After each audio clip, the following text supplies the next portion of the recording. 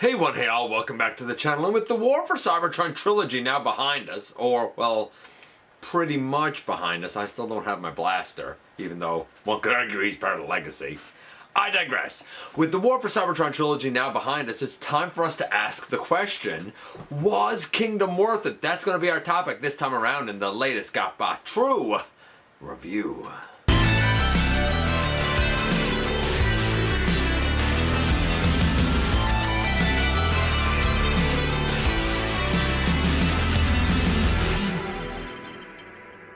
Hey one, hey all, welcome back to the channel. I'm your host, your most humble of hosts, Dennis Moulton, aka GotBot. As always, man, please like, comment, share, of course, subscribe, and while you're at it, light 'em up, baby. And hit that notification bell, please. It helps me out a ton. It lets you know when content of all sorts goes up here on the channel. Check out Machinery of Man, The Everything Factor, all the groups that I'm either a mod or an admin for, as well as all of my social media links. All of that is in the description down below. Also in the description down below, and if you're in a position to help the channel to grow, you can use the donate link. You can check us out on Patreon. You can see what we offer to you through Teespring, or of course hit the join button right here on YouTube and become a channel member. And this is the question of whether or not the Kingdom line was worth it. We did this analysis with the Siege line. We did it with the Earthrise line. We may do the entire trilogy up and coming. Was the trilogy worth it? But this is the third part. I have had a number of people ask. It's a little bit delayed because I didn't have pipes and slammer at the time. Like I said, I still don't have blaster, but I think it's close enough that we can do an analysis. And this is a difficult analysis because the experience has not been uniform for all fans based on their experience with certain molds, as well as things like pricing structure, because that hasn't had a uniform effect kind of everywhere either. You'll see what I mean.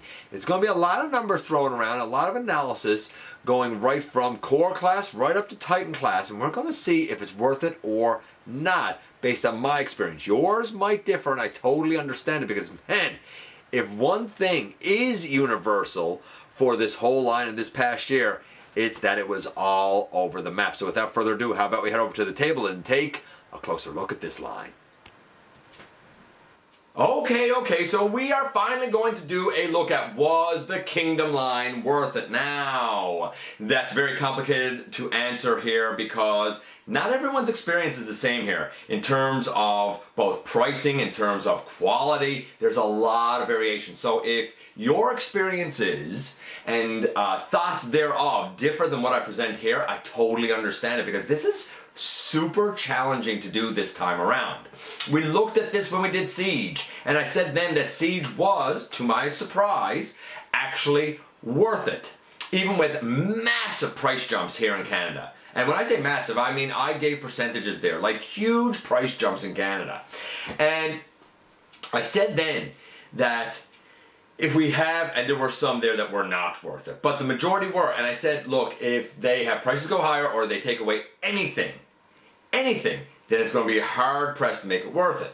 Then we had Earthrise. Prices didn't go up, and what was worth it was really worth it. The things that really weren't worth it were starting to get iffy, and we noticed that first with the incorporation of a couple of things. One, little less paint. You started to see things like taillights not being painted anymore, and we started to see an increased use of something like clear plastic, which a lot of people have concerns about fragility with, which does impact whether or not something's worth it. Then we get to Kingdom, and I feel like the only way that I can really kind of approach this is by looking at each size class, so indulge me if you will. We're going to begin with the smallest one first, that being core class, and to represent that here, we have Rat Trap and we have Dracodon. I also have Vertebrake that I own.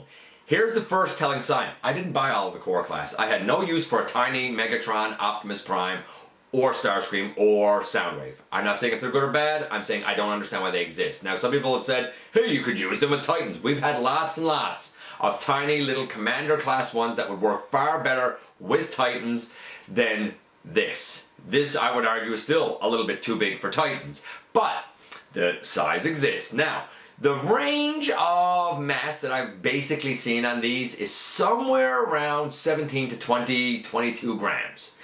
Down from the original, and I'm comparing this to original Legends class offerings, originally Legends class was about 38 grams, so significantly down. The prices here were the exact same, starting off at $12.99 Canadian, which quickly became $14.99, which quickly became $16.99. I thought that this size class was a little bit small, even for the $12.99 price point, but I said, you know what, a couple of years have passed since we had Legends. I know the mass is down, we have a little bit more paint, and there's definitely some more sculpted detail, especially on the fossilizer, so I'll give it a pass. But then with $14.99, I struggle to see this worth $14.99. I don't see the value at $16.99 Canadian. Now, to give you a better picture of what that means, if you're in the US, the equivalent as of today, as of this recording, the equivalent of $16.99 Canadian is $13.31 US. I don't know what these retail for in the US. I don't believe it's $13.31 though. And by the British pound, it would be $9.93. I don't know what these retail for like in the UK, but there is like a comparison in a couple of different currencies. So here's why it gets weird. I feel like Core was okay and acceptable and worth it at $12.99, even with some tolerance issues. For example, with Rat Trap here, on all the ones I know, those shoulders do not like to stay tab up. They don't actually peg in anywhere, and they do tend to come down. So Core, I think, started out worth it. I don't think it's worth it by the end of the line.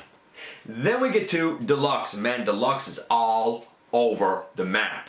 You have ones that, based on the amount of engineering and the paint and the mass, I would say are worth it. For example, Red Alert over there started off worth it when he retailed for $29.99, which is what this line started with. But then that same Red Alert got a price jump to $32.99, then $34.99, then $35.99, and now that same Red Alert, based on the most recent price jump in Canada that occurred just this week, as of this recording, at Toys R Us, would now retail for $42.99. I think it was worth it. It was that Red Alert is 89 grams of plastic all in. It has good paint, it has good articulation, and it has pretty darn decent engineering. I could buy it, I could see it for $29.99. I struggled at $32.99, struggled even more at $34, $35. I don't see it at $42.99. Again, as a comparison, in the US, that $42.99 would be $33.95 for a Deluxe. I know that they're not retailing for that in the US. And in Britain, that would be $25.22. Now, to be fair, take note that that $25.22 would mean taxes not included. That would be plus tax on top of that. And my understanding is that things in the UK tend to be priced with taxes included. So when I say $25.22, that's not including the, what, 15-20% tax that would also be included in the UK. I struggle to see it, and I thought that Red Alert was worth it. I'll even say this, Trax is 79 grams of plastic. Trax has a lot of engineering and parts count. Trax has a great range of articulation, but then with Trax we've seen people complain about the side of the legs not holding in, about the arms being loose, about the waist being loose. So we've had a lot of QC variation. He's also, as I said, 79 grams. I think a lot of people struggled with Trax being worth the original asking price. Now, going up to $42.99, I can't say he's worth it. Then we have the ones that I thought were not worth it as far back as Siege. I did not think that Reflector, for example, or Refractor, if you will, was worth it. He's only 72 grams of plastic, not the traditional 84 grams that a Deluxe is. Well, guess what? Huffer, for example, in that mold is also 72 grams of plastic. I think the Pipes one is 73 grams of plastic, something like that. And now there's a ton of hollowness with Pipes. And that mold, look at the back of the lower legs. That's as far as you have to go, nothing even hiding it. So now we've gone from a character like Refractor, who had less mass, but you know what, he really didn't have much in the way of hollowness. He was pretty darn solid for the most part. I think the forearms maybe had some hollowness. Everything else that was hollow was at least hidden. We don't even have something to fold over here to hide the hollowness. So right away we're seeing some more erosion of the size class. And then, that's not the worst of it. Not only was this guy a struggle to be worth it at 29, because at 29.99, I don't see it at 32, at 34, at 35, or now at 42. Then we have something like this guy, Cheetor. My first one crumbled to pieces. This second one is the Netflix one. I had to do a ton of custom paint on it because he didn't have much paint on him at all. And he's only 61 grams of plastic, significantly down from the traditional 84. And the plastic is very thin. The engineering here is fine. The articulation is all right. I would say his tail flail is too long because you can't really leave it in his tail behind. It kind of comes down too far, further than his legs. So it's a little rough to leave it back there. You don't always want to have it in his hand, and there's no other storage for it. I had to add, like I said, a ton of paint. And even this one has a little chip up by the neck. And I don't mean the tab, that broke off right away. I mean another little chip because the plastic has been thinned out too much. Some people have found that Cheetor okay. I don't like the Cheetor, I don't like the Ravage, and I don't like Shadow Panther.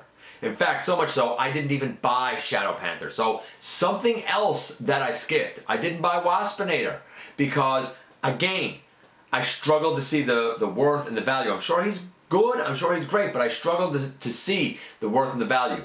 I happen to have the Thrilling 30, and I paid, at the time for him, about, I think it was about $15.99, maybe $16.99.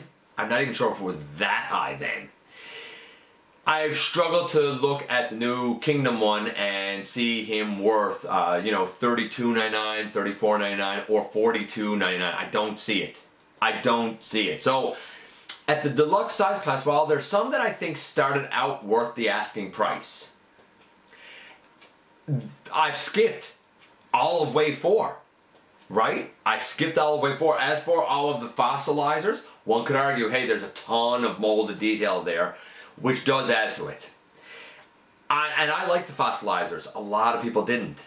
A fossilizer, for example, like Wingfinger, so spindly and thin. While there's a lot of nice molded detail, the mass isn't there, and the engineering, it just isn't there.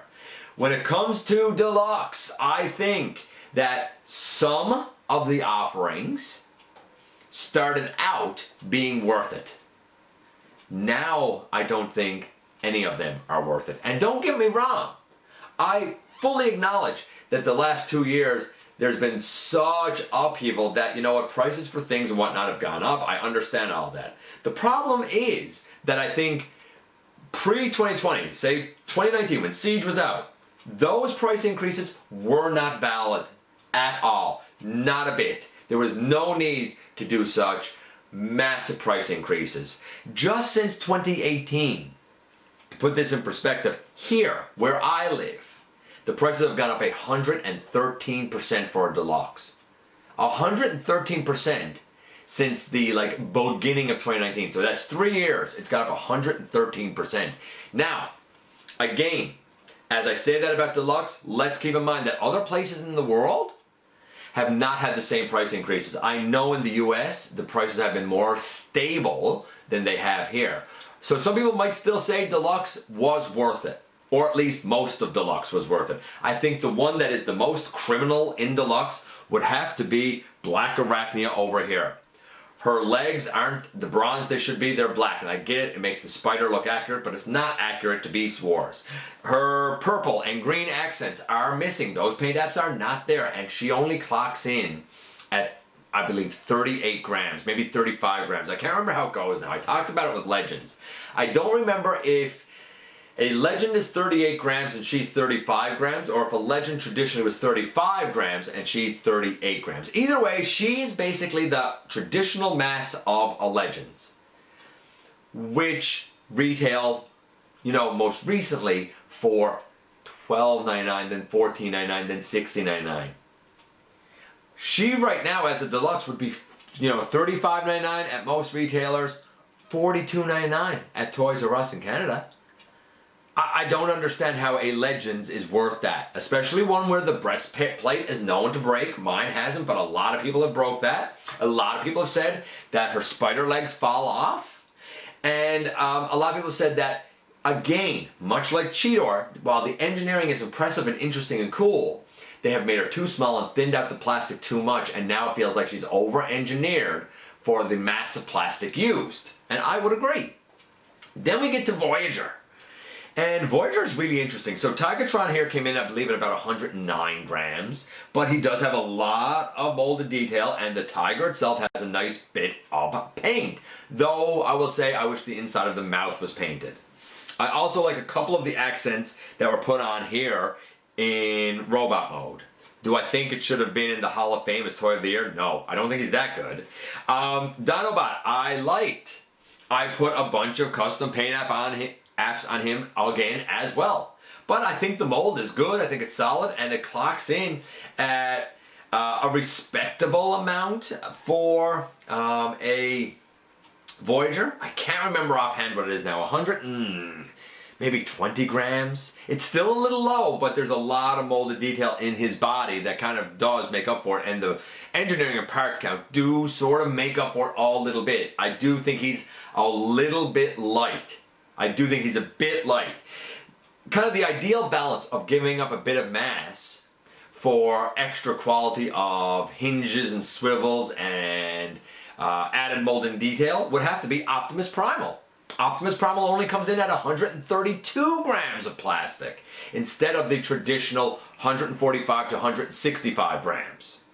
But he is full of hinges and swivels, he feels solid as a tack, and his whole body has a bunch of textured molded detail.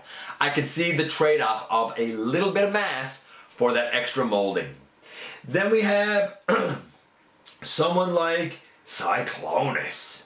The paint impeccable, the detailing impeccable. He is a true blue Voyager, clocking in at something like 147 grams. And then we also have next to him Rhinox. Rhinox a little light on the paint. Some people have said, hey, how come he doesn't have his maximal symbols on his forehead, or on his forehead, on the top of his head? Maybe those shoulder hinges, instead of being green plastic, should have been gray. There's a fair amount of paint on his body. He comes in at 160 grams of plastic. But people don't like the engineering on that Rhinox, especially the back legs, and say it is frightening the way it's done. It is not user-friendly, and a lot of people have reported breakage. So even though he has all the metrics to be a good Voyager, his engineering isn't really up to snuff. I've heard people complain about the kneecaps of their Cyclonus not being painted. Primal seems fairly universally loved. Dinobot seems fairly universally loved, though I'm guessing since there's a buzzworthy B Legacy Dinobot coming, I don't know if it's going to be like a Dinobot 2 or what, but I got a sneaky feeling that a buzzworthy B Dinobot is going to be this exact same mold, but with a few color changes to make it more Beast Wars accurate. Though a Dinobot 2 would be cool. And Cheetor, or not Cheetor, Tigatron. While I like Tigatron, he is the lightest of the Voyagers, though he does make up for it in a number of other ways. I could look at this and say, you know what? With all of the extra molded detail and whatnot, for the most part, I think that the Voyagers were worth $39.99. I understand the price there. But then again, what happened? We had price hikes there too. Very quickly. In fact, one day to the next, Dinobot was $39.99. The next day, I looked, he was $44.99. Guess what he is now? $49.99 at Toys R Us, and I don't know if other retailers will follow suit, but that's what he is there now. Just to put that in perspective, that means in the United States, a Voyager equivalent cost would be $39.48. I don't believe that's what a Voyager is retailing for in the US. And by the British pound, it would be $29.33. I feel like I've heard a lot of people say that about 25 pounds. So this is a little up there, maybe 26 pounds. I could be wrong about that. I don't live there, so I don't know. I'm just giving you the comparison. At $39.99, giving up the little bit of mass with the extras, yeah, for the most part I could say it was worth it. A little tight, but it was worth it. I struggle to see these being worth 50 Canadian plus tax. I really struggle to see it. Then we get to leader class. And leader class here started out at $69.99 and then quickly jumped to $72.99, which I didn't like. I see something like Grimlock from Studio Series and Slug from Studio Series, and like they're big, beefy, hefty. They have a lot of like paint and detail, and I love them. But I'm glad that I'm getting the Dinobots, my last ever definitive Dinobots, out of the way because the price is just becoming too much. I look at my Beast Wars Megatron over there. In my experience, that Beast Wars Megatron is terrific. Terrific, really good, but people have complained about the pelvis breaking during transformation. They've complained about his rubbery skin peeling off. Personally, I like the rubbery skin over what is essentially a hard plastic skeleton, but a lot of people have had issues with it. Then we have another leader like Galvatron, who, you know what? High parts count. He has the necessary mass and detail if you put all of his parts and bits on him. He has the engineering. But right away, we had a major QC issue with his shoulders being misassembled. You're paying top dollar. You shouldn't have to worry about misassembly issues that you need to fix. I would argue, as a G1 homage, he was missing a few paint apps, which I added and several have added. Plus, I would say the addition of the battle damage on him added nothing. There was no point being there. Most people didn't want it or wanted it removed. Now, he will come out again in Legacy, but here's the rub for leader class. I bought my Galvatron for $72.99. Let's say somebody missed out. They didn't get him then, they couldn't afford him then, whatever. Well, very quickly we saw a jump to $74.99, then $79.99, and now $84.99 at Toys R Us. $84.99. So as the Legacy one comes out, now that Legacy one will be $84.99. Again, in the US, my understanding is that a leader class is about $50. But to make it equivalent to the prices I know, or to the latest price increase at Toys R Us, that would be $67.12. Can you tell me, if you live in the US, that Galvatron or Megatron or T-Rex, as neat as they are, can you honestly say that they're really worth $67.12 plus tax? Maybe you do. Maybe you do. By the British pound, that would be $49.86, so 50, right? A 50.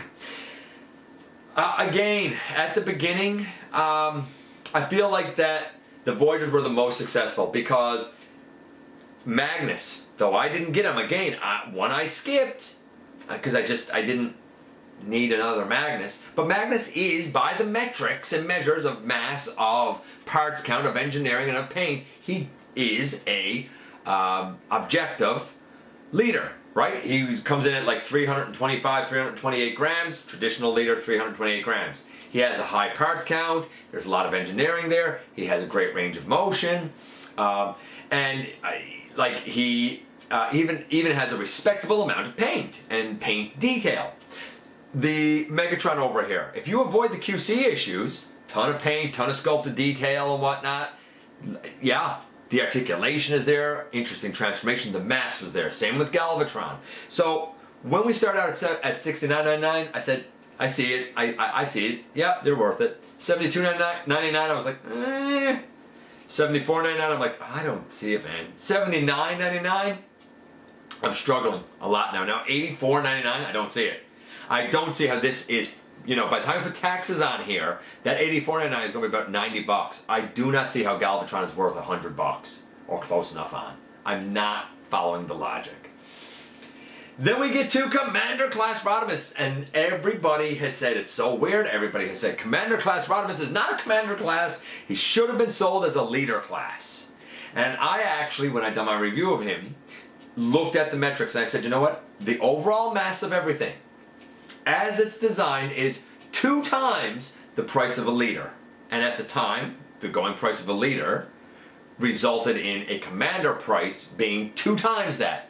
So the mass made sense. Double the mass, double the price. Plus we had added paint applications, we had added engineering detail, and I said this guy is, as much as I hate to admit it, this guy is Commander Class, and not only is he Commander Class, but he's the one of the three that we've gotten, he's the one that is the least Commander Class. And I said, if he lost 1 ounce of mass, if he lost 1 ounce of paint or detail, he's no longer Commander Class value. This is the bare minimum that a Commander Class could be. Now a Commander Class 2, amid all those other hikes, a Commander Class price here has gone up. My understanding is in the US, a Commander has been $80. Well, they were $129.99 here. Now, Commander Class Rodimus, that was $129.99 yesterday at Toys R Us, and I've seen the tag personally, is now $139.99, which would be $110.56 in the US, which would be $82.13 by the British pound.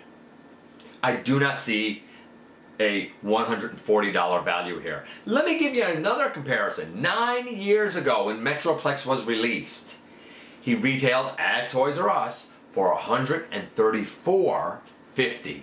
Retailed at Costco at the time for $89.99. Canadian, of course. This is now $139.99, which means this is more expensive than what Titan Class Metroplex was. I get it, 9 years have passed and inflation and all that. But it does give us perspective as to how much value has changed and how much the fandom is willing to accept that that value has changed. I think, again, as has been the story with the other size classes, based on my experience, I think he was worth it, but just barely worth it. I would also argue that overall he should have been designed smaller with less junk and sold as a leader. I agree with people. But that's not how he was designed. But I don't think he's worth it now. Not for the Canadian dollar. And then we get to Titan Class Arc. And I said the most unnecessary Titan that there is. We don't need this. I think the Arc is neat. I think the homage to the Last Autobot is cool. But this was trying to shoehorn in something. We need something to call it a Titan Class. We gotta have something that's Titan Class. Let's make it the Arc. People have always clamored for an Arc. Let's make it a Transformer and sell it for another inflated price. Now, my understanding is in the US, this did not increase in price.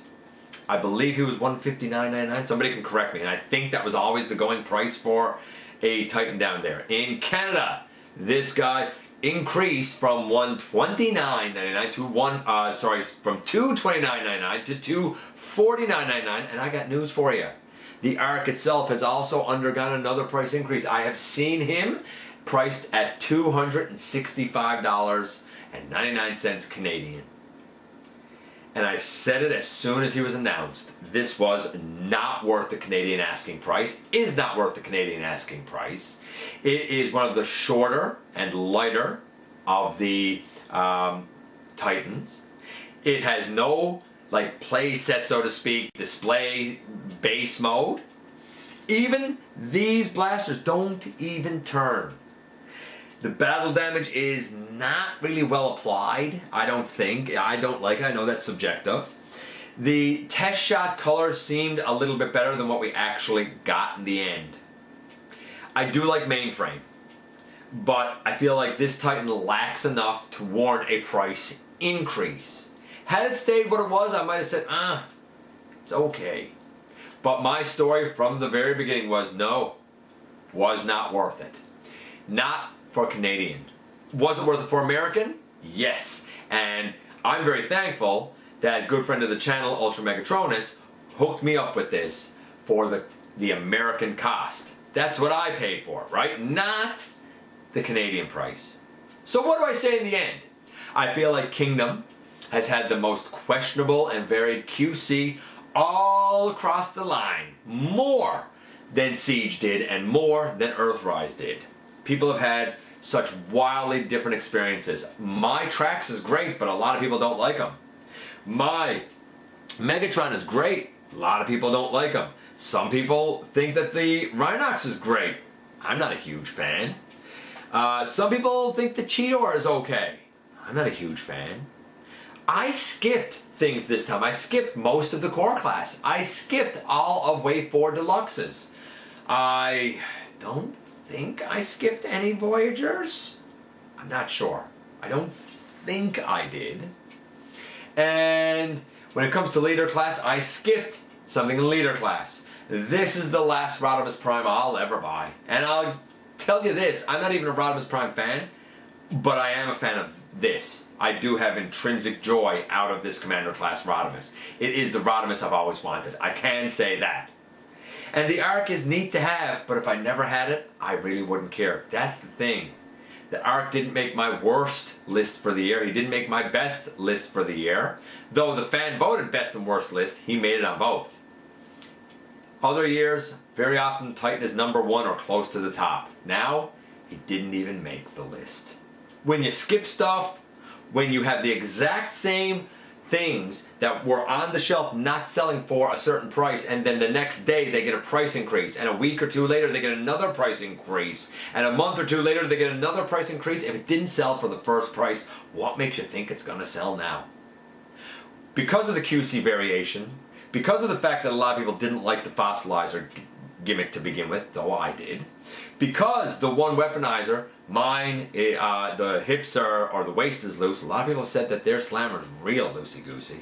Because we have ones that have been thinned, the plastic has been thinned too much, like Black Arachnia and Cheetor, I have to conclude that while the Kingdom line was probably on the road to barely being worth it when it started, because here in Canada, at least in Atlantic Canada, at least in my neck of the woods, because of the unpalpable, insanely high price increases right across all of the size classes and whatnot, I have to conclude and say no. I don't think that Kingdom was worth it on the whole. And trust me when I tell you, nothing could make me sadder than to have to say that. Don't get me wrong. There were some great jewels. Like, I love my Cyclonus. I love the Fossilizers and Rodimus. I really, really enjoy Tigatron and Dinobot. I wasn't going to get Primal, but Primal's so good. I'm so happy to have an Earth mode Red Alert. But here's the other thing. I'm to the point now with these, because I got them before the price increases, now I need to consider those price increases going forward and become hyper selective. I'm not going to get a lot of Legacy because, quite frankly, I'm getting pretty priced out. And when I look at a new rendition, for example, of Dinobot, I'm seriously going to have to ask myself, do I want to replace this one?